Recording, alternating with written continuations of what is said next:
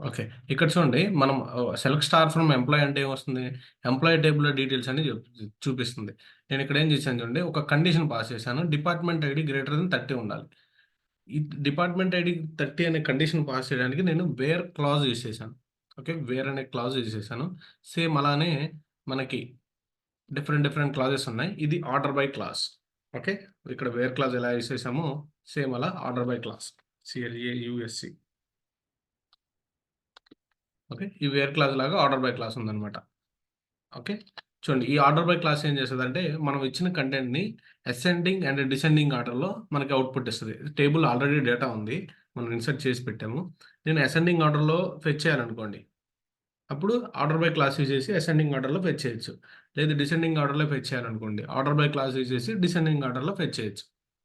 అదనమాట use of order by clause. Order by clause is used to perform sorting the values. ఆ టేబుల్‌లో ఉన్న వాల్యూస్‌ని సార్ట్ చేయడానికి అసెండింగ్ ఆర్డర్‌లో గాని, డిసెండింగ్ ఆర్డర్‌లో గాని సార్ట్ చేయడానికి మనం ఆర్డర్ బై క్లాస్ యూజ్ చేస్తాం. చూడండి దానికి సింటాక్స్ ఎలా రాస్తామంటే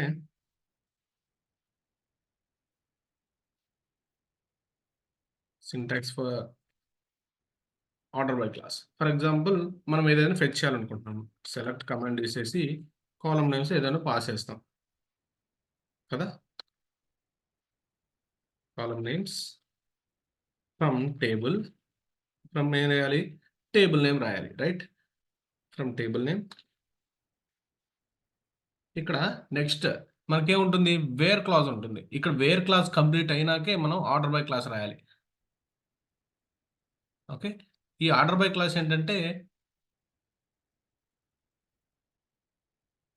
ఈ ఆర్డర్ బై క్లాస్ ఏంటంటే, మనం అన్నిటికన్నా లాస్ట్‌లో రాయాలన్నమాట. మనకి ఫర్ ఎగ్జాంపుల్ దానికి ముందు ఆర్డర్ బై క్లాస్‌కి ముందు వేర్ క్లాజ్ ఉందనుకోండి. వేర్ క్లాజ్‌ని, ఫ్రమ్‌ని మొత్తం ఏదైనా ఉంటే దాని ముందు రాయాలన్నమాట. ఆర్డర్ బై క్లాస్ ముందే రాయాలి ఏదైనా. అన్నిటికన్నా లాస్ట్ ఆర్డర్ బై క్లాజ్ ఉండాలి. ఓకే. చూడండి దానికి ఫర్ ఎగ్జాంపుల్ నాకు వేర్ కండిషన్ కూడా ఉందనుకోండి. వేర్ కండిషన్, వేర్ కండిషన్ నేను where condition order by class తర్వాత రాస్తానంటే అది సింటాక్స్ అలా తీసుకోదు. లాస్ట్‌లో ఉండాలి ఆర్డర్ బై క్లాస్.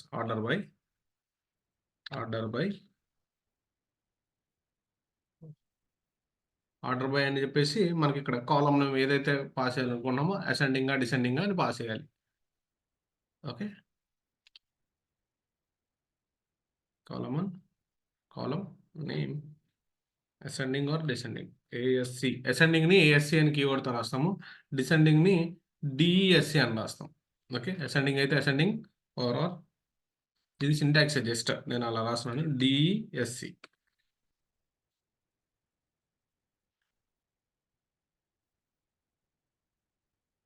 ఓకే. ఇదనమాట మన సింటాక్స్. ఏదైతే కాలమ్ నేమ్స్ మనం ఫెచ్ చేయాలనుకున్నామో, ఆ కాలమ్ నేమ్స్ అన్నీ రాస్తాము ఇక్కడ. Okay. From table name wear for example ఏదైనా కండిషన్ ఉంటే ఆ కండిషన్. నెక్స్ట్ లాస్ట్‌లో అన్నిటికన్నా లాస్ట్‌లో మనం ఆర్డర్ బై క్లాజ్ యూజ్ చేస్తాం. ఆర్డర్ బై కాలమ్ నేమ్ ఏదైతే ఇచ్చి, ఆ కాలమ్‌లో వాల్యూస్ అసెండింగ్‌లో రావాలా? డిసెండింగ్‌లో రావాలి? అని సింటాక్స్ యూజ్ చేసి మనం ఫెచ్ చేస్తాం. చూడండి నేను MySQL వర్క్ బెంచ్ యూజ్ చేస్తున్నాను. ఇక్కడ ఫర్ ఎగ్జాంపుల్ ఒక క్వెరీ తీసుకుందాం. ఫస్ట్ ఒక క్వెరీ రాద్దాం. చూడండి. ఫర్ ఎగ్జాంపుల్ ఫస్ట్ ఒక క్వెరీ రాద్దాం. Write a query to display hire date. Okay. Hire date. ఎంప్లాయీని హైర్ చేసుకున్న data. To display hire date from the oldest date.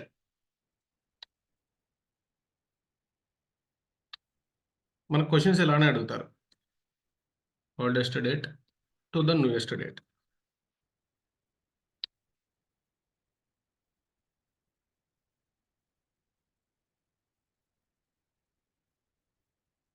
ఒకసారి క్వెషన్ చదివి అర్థం చేసుకోండి ఏమంటున్నాడు. Write a query to display hire date. ఎంప్లాయీని ఎప్పుడు హైర్ చేసుకున్నారో మనం డిస్‌ప్లే చేయాలి. ఆ టేబుల్ నుంచి ఎంప్లాయీ టేబుల్‌లో నుంచి. Okay. From the oldest date. పాత డేట్ నుంచి కొత్త డేట్. ఫస్ట్ ఎవరిని హైర్ చేసుకున్నారు? ఫస్ట్ స్టార్టింగ్ నుంచి హైర్ చేసుకున్న కాడ నుంచి ఇప్పటి వరకు ఎవరిని హైర్ చేసుకున్నారు? ఆ ఆర్డర్‌లో మనకు రావాలన్నమాట. ఆ ఆర్డర్‌లో వస్తుందంటే ఏ ఆర్డర్‌లో వస్తున్నట్టు? డేట్ ఏమవుతుంది? పెరుక్కుంటూ వస్తుంది కదా! ఇప్పుడు ప్రీవియస్ 1990లో ఉందనుకోండి. అప్పుడేంటి 1990కి 2024 ఎక్కువ, 1990 ఎక్కువ నెంబర్స్ పరంగా. ఇప్పుడు మనకేం కావాలి? ఓల్డెస్ట్ డేట్ నుంచి న్యూయెస్ట్ డేట్ కావాలి. కాబట్టి దాన్ని మనం ఎలా ఫెచ్ చేయాలి? అసెండింగ్ ఆర్డర్‌లో ఫెచ్ చేయాలి. చూడండి నేను ఒకసారి క్వెరీ రాసి చూపిస్తాను. ఇప్పుడు మనకేం చేయాలి? ఎంప్లాయీ టేబుల్‌లో నుంచి ఓల్డెస్ట్ డేట్, పాత డేట్ నుంచి కొత్త డేట్ వరకు మనకి అవుట్‌పుట్ అయితే చూయించాలి. చూడండి మనం ఏం ఫెచ్ చేయాలి? హైర్ డేట్‌ని ఫెచ్ చేయాలి.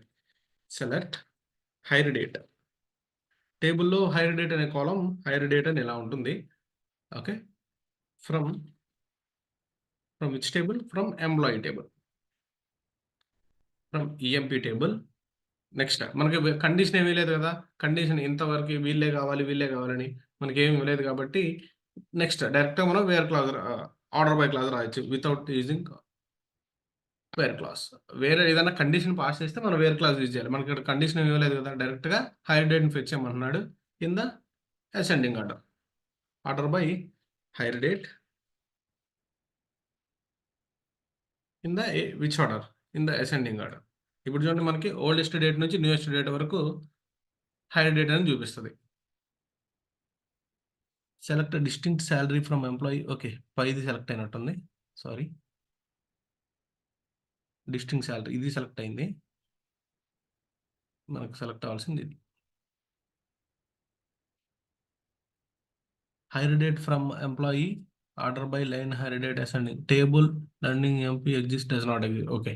సారీ. దీన్ని online batch 6ని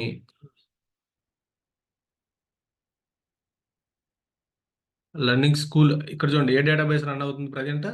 learning school dot learning school అనే డేటాబేస్ రన్ అవుతుంది. బట్ మనకి ఆన్లైన్ బ్యాచ్ 6 అనేది రన్ అవ్వాలి. దీంట్లో ఉన్నాయి మన ఎంప్లాయీ టేబుల్. చూడండి నేను ఒకసారి ఎంప్లాయీ టేబుల్ ఎగ్జిక్యూట్ చేసి వస్తాను. దానికి హైర్ డేట్ అనే కాలమ్ ఉంటుంది చూడండి. ఇక్కడ హైర్ డేట్ అనే కాలమ్ ఉంది. ఇక్కడ చూడండి 29 2012 స్టార్టింగ్‌లో 2012 ఉంది. ఇక్కడ చూడండి ఎండింగ్ ఎంత ఉంది? 2010. ఇది న్యూయెస్ట్ డేట్ 2010. కొత్తగా జాయిన్ అయ్యాడు 2010లో జాయిన్ అయ్యాడు. ప్రీవియస్ పాతగా జాయిన్ అయినోళ్ళు సారీ. నేను రివర్స్‌లో ఎళ్ళాను. ఇది ఓల్డెస్ట్ డేట్ 2010. 2010 ఓల్డ్ కదా! న్యూయెస్ట్ డేట్ ఏంటి? 2012. 2012లో కొత్తగా జాయిన్ అయినాడు. 2010 కూడా కాదు 2008 ఉంది oldest date. 2008, 2007. Okay. Oldest date sorry. Oldest date 2007. Newest date వచ్చేసరికి 2012. 2007, 2012 చూడండి ఇప్పుడు మనకు ఓల్డెస్ట్ డేట్ ఏం రావాలి? 2007 నుంచి 2012 వరకు రావాలి. చూడండి 2007 నుంచి న్యూయెస్ట్ డేట్ ఎంత? 2012. అదే కదా మనకు చూపించింది అక్కడ. 21 కూడా ఉందా? ఆ టేబుల్‌లో మనం క్లారిటీ చూడలేదు. హైర్ డేట్‌ని ఒకసారి సెలెక్ట్ స్టార్ ఫ్రమ్ ఎంప్లాయీ అన్నాం. సెలెక్ట్ స్టార్ ఫ్రమ్ ఎంప్లాయీ అంటే ఎంప్లాయీ టేబుల్‌లో ఏ డేట్స్ ఉన్నాయో మళ్ళీ క్లారిటీ చూద్దాం. 2012 ఇక్కడ 2021 కూడా ఉంది. ఓకే. అందుకని మనకు అలా చూపించింది. చూడండి. మనం ఏం చేసాం? ఓల్డెస్ట్ డేట్ నుంచి న్యూయెస్ట్ డేట్ వరకు దాన్ని ఎగ్జిక్యూట్ చేసాం. అదే కదా చేసింది. వాడు కూడా అదే కదా క్వెరీ ఇచ్చింది. ఏమన్నాడు? ఓల్డెస్ట్ డేట్ నుంచి న్యూయెస్ట్ డేట్ వరకే మనకి అసెండింగా, డిసెండింగ్ అని చెప్పలేదు. మనం అస్యూమ్ చేసుకోవాలనమాట. ఓకే. అసెండింగ్‌లో ఇస్తే ఏమవుతుంది? డిసెండింగ్‌లో ఇస్తే ఏమవుతుంది? అసెండింగ్‌లో ఇస్తే ఏమవుతుంది? మనకి ఓల్డెస్ట్ డేట్ నుంచి న్యూయెస్ట్ డేట్ వరకు వస్తుందనమాట. ఓకే. Top to bottom. అదే డిసెండింగ్ ఆర్డర్‌లో ఇస్తే ఏమొస్తుంది? న్యూయెస్ట్ నుండి ఓల్డెస్ట్‌కెళ్తది. ఫర్ ఎగ్జాంపుల్ ఇక్కడ నేను చూడండి. ఇదేంటిది? Ascending order. For example descending order అనుకోండి. డీఈఎస్సీ అని కీవర్డ్ ఇసేయాలి. అసెండింగ్‌కి ఏఎస్సీ, డిసెండింగ్‌కి డీఈఎస్సీ. ఓకే. డీఈఎస్సీ అని కీవర్డ్ ఇసేయాలి. సేమ్ ఒరాకిల్ అయిన సేమ్ సింటాక్స్, మైఎస్‌క్యూఎల్ అయిన సేమ్ సింటాక్స్. చూడండి. ఇది చూడండి. ఇప్పుడేమొస్తుంది? న్యూయెస్ట్ డేట్ నుంచి ఓల్డెస్ట్ డేట్ వరకు కిందకెళ్ళిపోతుంది. ఓకే. ఇలా మనం అసెండింగ్ అండ్ డిసెండింగ్ ఆర్డర్‌లో మనం డేటాను ఫెచ్ చేయడానికి ఆర్డర్ బై క్లాస్ యూజ్ చేస్తామనమాట. ఇక్కడ మనకేంటి వాడిచ్చిన క్వెరీని బట్టి మనం అసెండింగ్ ఆర్డర్‌లో ఎగ్జిక్యూట్ చేయాలి. Copy and I will paste here in the notes.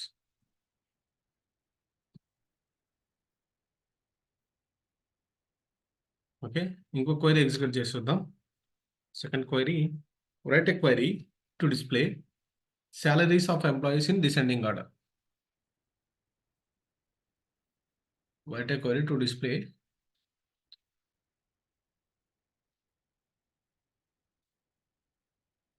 salaries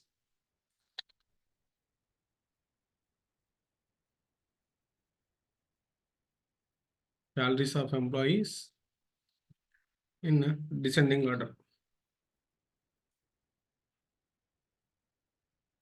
okay. ఇక్కడ చూడండి మనకు ఆల్రెడీ వాడే చెప్పేసాడు. డిసెండింగ్ ఆర్డర్‌లో ప్రింట్ చేయమన్నాడు. డిసెండింగ్ ఆర్డర్‌లో మనం ప్రింట్ చేయాలంటే ఏం చేస్తాం? ఆ ఏఎస్‌సి కీవర్డ్ దగ్గర డీఎస్‌సి అనే కీవర్డ్ తీసేస్తాం. ఇక్కడ చూడండి నేను ఇక్కడ రాస్తున్నాను ఒకసారి మీరు కూడా అస్యూమ్ చేసుకోండి. ఇలానా రాసేది కాదా అని. ఇప్పుడు ఏమంటున్నాడు? Write a query to display salaries అంటున్నాడు. Write a query to display salaries of employees in descending order. సాలరీస్‌ని ఫెచ్ చేయాలి. చూడండి సెలెక్ట్ సాలరీస్‌ని ఫెచ్ చేయడానికి ఏం చేస్తాం? సెలెక్ట్ సాలరీస్ సాలరీ కదా కాలమ్ దాంట్లో ఉంది salary from employee table where condition ఏమీ లేదు. ఓకే. వేరే వాళ్ళ ఫస్ట్ నేమ్ ఇదైతే వాళ్ళ సాలరీ ఫెచ్ చేయండి అది కండిషన్ ఏమీ లేదు కాబట్టి మనం డైరెక్ట్‌గా ఆర్డర్ బై క్లాస్ యూజ్ చేయొచ్చు. Order by salary in which order?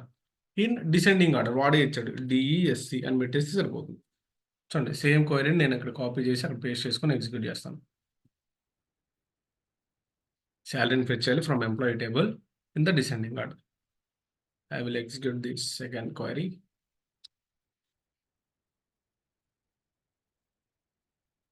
చూడండి ఇప్పుడు మనకేం చేస్తుంది? సాలరీస్‌ని డిసెండింగ్ ఆర్డర్‌లో చూపిస్తది. అంటే తక్కువ నుంచి ఎక్కువకు చూపిస్తది. ఏదో అయింది కింద. పైది ఎగ్జిక్యూట్ అయ్యి ఉంటది నాకు తెలిసి. Select salary from employee order by salary descending. Unknown salary. Salary column పేరు ఏదో తప్పు ఉన్నట్టుంది. ఎంప్లాయీ టేబుల్‌లో సాలరీ అనే కాలమ్ ఎలా ఉందో చూద్దాం ఫస్ట్. సాలరీ చూడండి ఇక్కడ ఎలా SALARY. ఓకే. స్పెల్లింగ్ మిస్టేకా? Let's see. ఇప్పుడు చూడండి. చూడండి సాలరీ 8,500, 55,000, 53,000, 53,000 సారీ 85,000, 55,000, 53,000, 53, 46, 45, 44 అంటే ఏమవుతుంది? డిసెండింగ్ ఆర్డర్‌లో తగ్గుకుంటూ వస్తుంది కదా! డిసెండింగ్ అంటే ఏంటి? ఎక్కువ నుంచి తక్కువకు రావాలి. సేమ్ అదే జరుగుతుంది చూడండి. ఎక్కువ నుంచి తక్కువ వాల్యూకి వస్తుంది సాలరీస్ అనేవి. కదా! ఇక్కడ చూడండి లీస్ట్ 9,500 ఉంది సాలరీ. హైయెస్ట్ ఎంత ఉంది?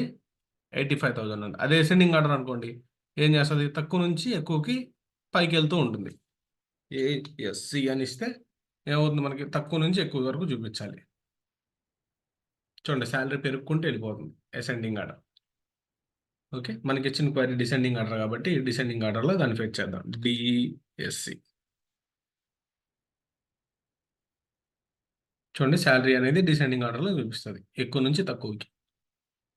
By using order by class మనం ఏం చేస్తున్నాం? అసెండింగ్ అండ్ డిసెండింగ్ ఆర్డర్‌లో వాల్యూస్‌ని ఫెచ్ చేస్తున్నాం. ఓకే. ఇంకో క్వెరీ చూద్దాం చూడండి. Right a query to display commission percentage. Right a query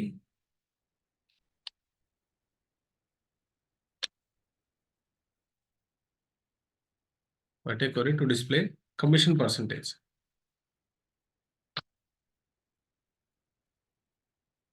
Commission PCT అని ఉంటుంది column name in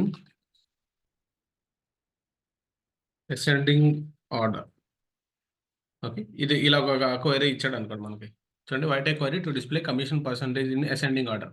commission percentage మనం ఏం చేయాలి? అసెండింగ్ ఆర్డర్‌లో ప్రింట్ చేయాలి. ఓకే. ఓన్లీ కమిషన్ పర్సెంటేజే కదా! అప్పుడు మనం ఏం చేస్తాం? Select commission percentage. Commission percentage ఎలా ఉంటుంది column name? Commission PCT. Commission underscore PCT same ఇది ఇలానే ఉంటుంది. వాడు ఒకవేళ కమిషన్ పర్సెంటేజ్ అని స్పెల్లింగ్ పూర్తిగా ఇచ్చాడు అనుకోండి. వాడు అలా ఇచ్చిన మనం ఏం చేయాలి? కాలమ్ నేమ్ ఏదైతే ఉందో ఆ కాలమ్ నేమ్‌తోనే మనం ఫెచ్ చేయాలి. కమిషన్ పర్సెంటేజ్ ఫ్రమ్ ఇక్కడ చూడండి ఈ కమిషన్ పర్సెంటేజ్ అనేది ఏ గ్రూప్‌లో ఏ టేబుల్‌లో ఉందో చెప్పలేదు. మనకు తెలుసు కదా ఆల్రెడీ ఎంప్లాయీ టేబుల్‌లో ఉందో లేకపోతే డిపార్ట్మెంట్ టేబుల్‌లో ఉందో మనకు అక్కడికెళ్ళి సెర్చ్ చేసుకోవాలి ఫస్ట్. మనం చేయాల్సిన పనులేంటి? ఓకే. ఆ కమిషన్ పర్సెంటేజ్ వాడు ఇవ్వలేదు. అది ఎక్కడుందో మనం చూసుకోవాలి. సెలెక్ట్ స్టార్ ఫ్రమ్ ఎంప్లాయీ అన్నాం అనుకోండి. ఎంప్లాయీ టేబుల్‌లో డీటెయిల్స్ ఏమున్నాయో చూసుకుంటాం. Select star from employee. దీంట్లో కమిషన్ పర్సెంటేజ్ ఉందా లేదా చూద్దాం. ఓకే. కమిషన్ పీసీటీ అని ఉంది. కమిషన్ పీసీటీ ఉంది కాబట్టి మనం ఇప్పుడు ఎంప్లాయీ టేబుల్ నుంచి ఫెచ్ చేసుకోవచ్చు. ఫ్రమ్ అన్ని టేబుల్స్ మనం కదిలించొచ్చు. ప్రాబ్లమ్ ఏం లేదు. టేబుల్‌లో డేటా చూడటానికి మనం డేటాబేస్ అడ్మినిస్ట్రేటర్‌గా మనకి యాక్సెస్ ఉంటుంది. ఆ టేబుల్‌లో ఉందా లేదా? అసలు పర్ఫెక్ట్‌గా ఉన్నాయా లేదా? వాల్యూస్ చెక్ చేసుకొని మనం అన్ని క్వెరీస్ చేయాలి. Okay. Select commission percentage from employee. Order by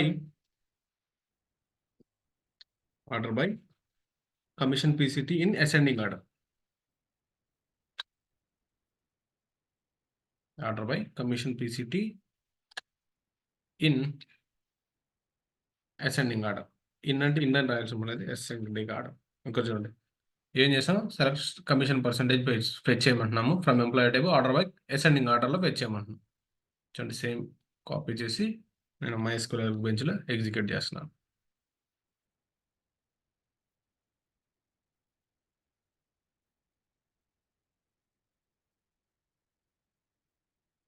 I will select these 3 lines and I will execute. చూడండి కమిషన్ పర్సెంటేజ్ ఏం చేస్తుంది? అసెండింగ్ ఆర్డర్‌లో తక్కువ నుంచి ఎక్కువ వరకు. ఫస్ట్ నల్ ఉంది. తర్వాత చూడండి 0, 0, 1, 1, 1, 1, 1, 2 0 నుంచి 1, 2 లాగా ఉంది కదా! నల్‌ని కూడా కన్సిడర్ చేసుకుంది. ఓకే. నల్ 0, 1, 2 అని ఇలా మనకి తక్కువ నుంచి ఎక్కువ వరకు అసెండింగ్ ఆర్డర్‌లో అయితే చూపించింది. రైట్? నెక్స్ట్ ఇంకో క్వెరీ చేద్దాం చూడండి. Right a query to display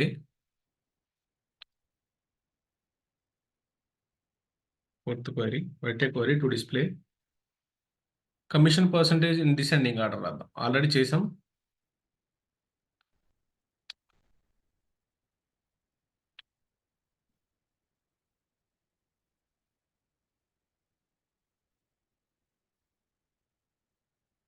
descending order. ఈ డిసెండింగ్ ఆర్డర్‌లో ఎలా ఫెచ్ చేస్తాం?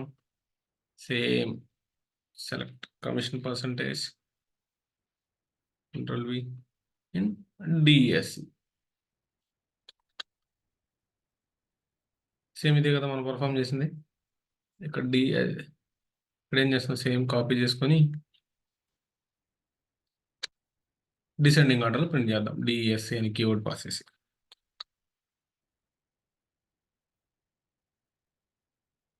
చూడండి డిసెండింగ్ ఆర్డర్ ఎక్కువ నుంచి తక్కువకి 2, 1, 1, 1, 0 నల్. ఓకే. ఇలా డిసెండింగ్ ఆర్డర్‌లో మనం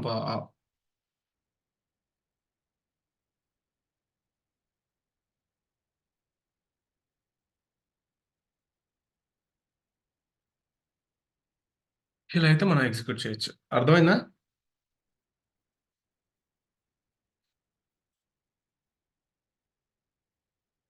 రాజేశ్వరి అండ్ మౌనిక అర్థమైందా? చాట్ బాక్స్‌లోనే రిప్లై ఇవ్వండి మాట్లాడలేకపోతే.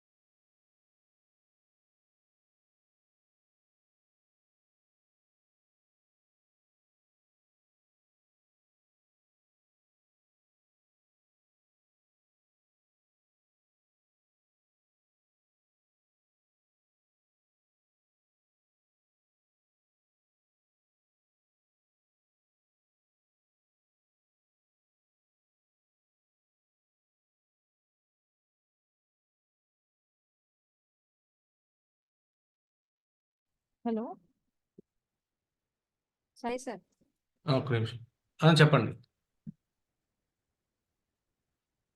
స్క్రీన్ షేర్ చేయండి సార్ ఒకసారి. స్క్రీన్ షేర్ అవ్వట్లేదు sir. Okay. I screen will మీద గివ్ యాక్సెస్. Multiple participants. నేను షేర్ చేయాలా? ఓకే. హ్మ్.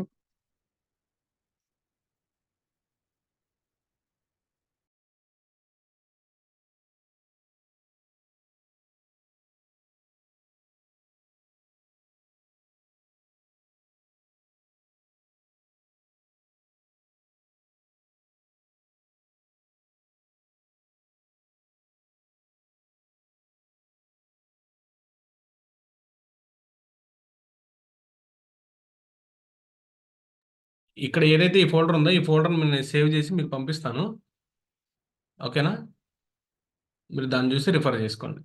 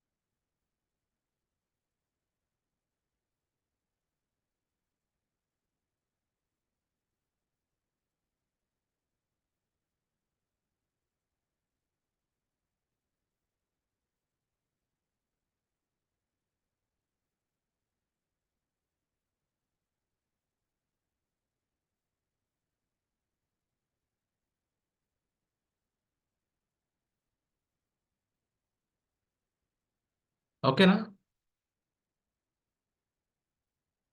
రాజేశ్వరి అండ్ మౌనిక.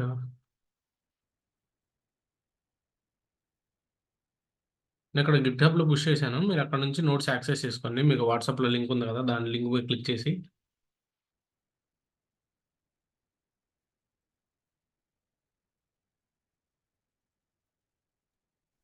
ఓకే.